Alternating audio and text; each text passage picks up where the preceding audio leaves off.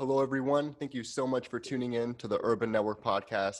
I'm your host, Hewitt Pagenstecher, and today we are joined by Rene Gonzalez, who is running for Portland City Council and more specifically, Portland Commissioner Position 3. Rene is an attorney, the owner of a small business, a software company, and he's worked his entire professional career in the Portland area ever since graduating from Willamette University. He's also a proud husband and father of 3. Rene, how are you doing today? Thanks for coming on the podcast. Doing great. Thanks so much for having me. Of course. I know your time's valuable, so let's get right into it. Why are you running for Portland City Council? Yeah, we're really at a historic inflection point in the history of the city. Never seen livability challenged the way it's challenged at this moment in time for Portland families and for Portland businesses. So it was really a moment of if we don't stand up right now, where the next 20 years for the city really start to feel very different than what the last 20 years are like. So just a very unique point in history, and we need reasonable people to stand up right now. Yeah, and what differentiates you from other candidates, I realize, is you have a background more in entrepreneurship and owning businesses rather than in having a previous political career. Which is pretty great. A lot of our audience here are business owners, and a lot of our previous guests have been business owners. How do you think your perspective as a business owner and entrepreneur will benefit you as a Portland City Commissioner? So maybe we start with what we have to do in marketing and sales. Speak very clearly, very directly to the needs of a potential customer. And I think right now in our community, the challenges of crime and homelessness need to be spoken about extremely directly and in crystal clear ways. So there's an element of just straight up messaging that we've got to be very direct on our challenges in order to really solve. Additionally, I have a history of financial management in both the for-profit and nonprofit sectors. And under our current form of government, until it's reformed, a city commissioner is responsible for overseeing a number of bureaus. That takes real financial stewardship and oversight, much less management skill and experience, and certainly developing a vision and driving an organization towards that. So private sector is a very good training grounds for that, in my opinion. Unfortunately, the city of Portland has historically, particularly recently, not emphasized sort of the executive elements of a city commissioner role, and we tend to elect advocates or career politicians, and those have their place. But in our current form of government, the ability to manage is crucial. We'll supplement, that I've been super involved in the nonprofit world as well. And those dual views of both what it's like to run a business and be involved in nonprofits in your civic engagement, it gives you a lens of the city. And just to give you one example, for businesses, when you're dealing with a slow permitting process and an unaccountable bureaucracy, that has real impacts on not just the individual business owner, but everyone down the line, every one of your employees. And when you're in a nonprofit world and you shut down public parks for, a year and a half, you turn off access to sports for our most disadvantaged parts of our population. And anytime, once you've gone through that from the outside and you see when the city's operating well and when it's not, it just gives you a fuller view of how maybe the city should be run. And I feel like that experience will help you understand how policies could more directly impact businesses from your firsthand experience as well. Yeah, for sure. And one of over my career, I've done deals across the globe, really across the country. We can talk more about that in a bit. But what I used to say about Portland was that, we had a lot of rules, but you could always find the rules. And it was never, it was transparent at a certain level, and that was one of its positives. We're at a point now, though, where the city's mindset towards business, sometimes it feels like flat out adversarial. Sometimes you feel it's a sense that there's real advocacy within the bureaucracy of city government that it has agendas other than getting the permit through the process. And we need to a real reset there, that employers need a place in the city. They need to be treated fairly by the city, and the rules need to be fair to them. And some of that's just been lost recently in Portland. Yeah, indeed. I have definitely kind of seen that myself. So what are your top priorities and the kind of the issues that you want to prioritize to improve or resolve? So we put it under the heading of livability, but it's crime and homelessness. And with respect to crime, we have to ensure adequate funding for the police department, stabilize funding for specialists, including in gun and gang reduction, and community policing, which are so good in terms of preventing escalating crime, as well as sort of heading things off at the pass. When you talk about community policing, it's often, interceding early, working with social services before a situation really escalates. With respect to homelessness, my basic thesis is that we have fundamentally misdiagnosed the problem in the city of Portland and Multnomah County. We homogenize a highly segmented population. And by that, I mean, the last time we did a real deep dive, 2019, we found that 80% of the unsheltered were suffering from some form of disability.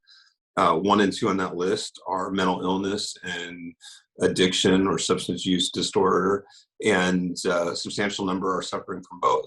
And rarely do you hear policymakers talk about it that way. And my takeaways in confronting that issue is that we have to absolutely assure services are provided, including those that were promised under Measure 110 on the one hand. At the same time, we have to accelerate the build of shelter as soon as possible, and that's to get people in more humane living arrangements, additionally to congregate services, but third, to enforce existing law that's been on the books in the city of Portland since 1981 that prohibits unsanctioned camping in the city, that we've opted not to enforce for a variety of reasons, including some legal constraints, and just fundamentally believe we need to start enforcing that law. A requirement is that we're offering alternative shelter. And one last note here on the east side, I've been on the east side for over 20 years, and many of our neighborhoods are devastated by illegally parked RVs and vehicles.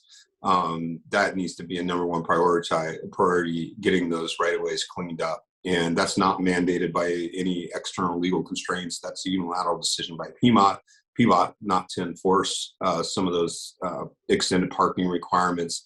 So that needs to be way up there. It's another part of the homeless challenge that doesn't get talked about enough, but is really impacting livability on the east side and a number of neighborhoods. And it congregates a lot of illegal activity with, as secondary concerns. So one last piece on the homeless problem. We have created a culture of enablement in the city of Portland, consciously or unconsciously. We're a deeply compassionate city. But when you look at the adoption of Measure 110 and our pre-existing culture here, I think it's attracting a certain population of heavy drug users that are unwilling to get treatment. And we need to reset on that. We are enabling a really vicious cycle with these opiates and meth versions that are now available very inexpensively. And there's nothing humane about that. There's nothing humane in enabling addiction. So part of the solution is going to be law enforcement around those selling hard drugs to those suffering from substance use disorder, as well as confronting some of the other criminality that comes with some of our unsanctioned camps that are sometimes directly related to heavy drug use.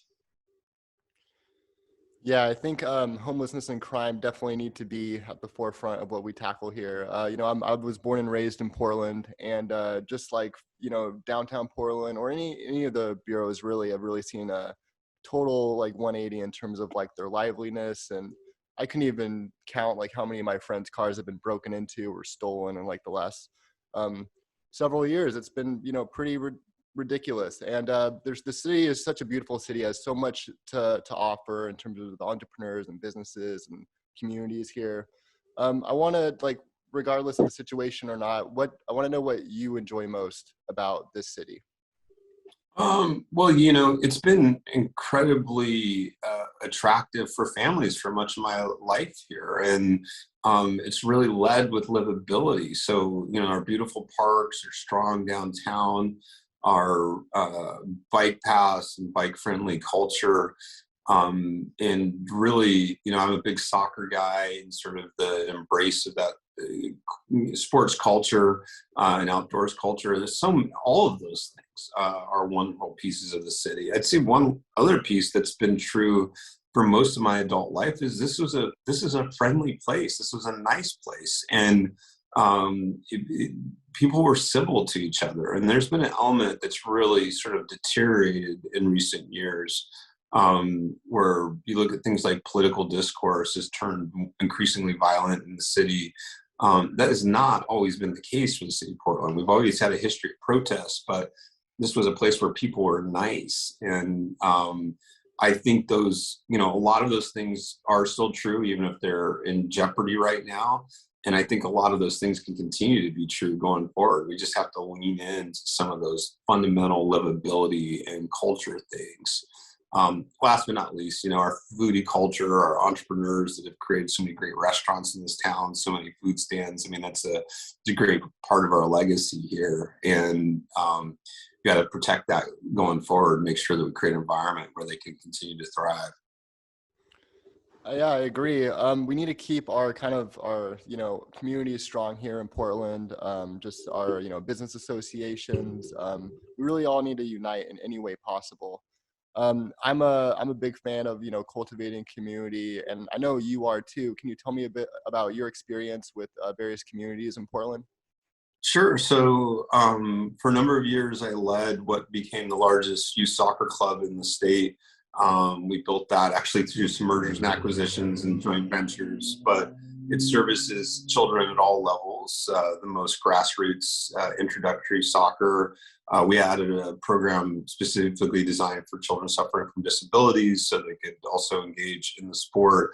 And then it supports the most high-end college pathway, super competitive players. And that originally was focused on East Side, eventually merged with West Side Club, and that's now throughout the metro area. Also been real involved in the Library Foundation, served on the board there, and the Portland Children's Museum board across the years. So have been engaged in a number of ways with respect to children's access to sports and the arts.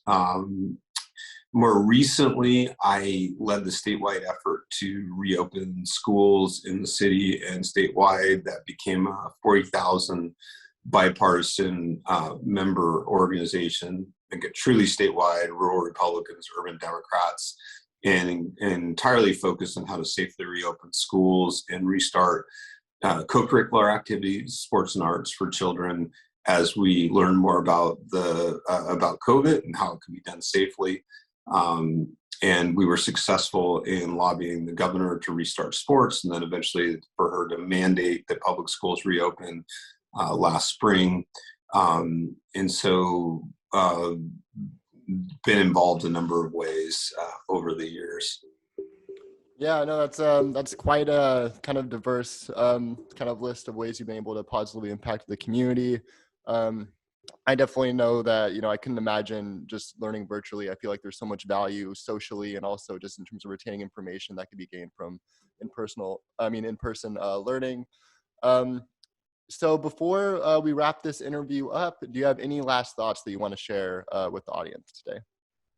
I want to thank you so much for having me on. And we are at a tough point in the history of the city. So much of our livability sort of foundation has been challenged in recent years. But I think if the center is strong and it stays focused on the things that unite us, we can reemerge as a city. And it's there's going to be some elements that in post-pandemic city life that are going to be different than pre-pandemic. I think some parts of what has changed for city living may never return to exactly the way they were pre-pandemic. But that doesn't mean we have to abandon really our unifying values or in our really defining characteristics of the city, while we make space to redefine what city living looks like post-pandemic. So I think we lean into livability, we protect our parks, we protect our neighborhoods for families and for small businesses. And we also create a little bit of space to reassess the world in 2022 and what that means for cities. So create the space to redefine the future vision for the city, but don't abandon that foundational livability strength we've always had. And I'm optimistic about the future, but the center's got to hold the line. And I look forward to partnering with y'all and doing it. Yeah, me too. I think those are excellent initiatives and values. Everybody who's listening, I hope you found this information valuable in terms of making your decision on who to vote for city council. You can learn more about Rene at reneforportland.com or about other candidates or this election at portland.gov. The ballots are due May 17th. Rene, thank you once again for coming on the podcast. I really appreciate your time. Thank you so much. Of course, and everybody, thank you so much for listening. Have a great day. For more information on local professional networking events, go to urbannetwork.biz.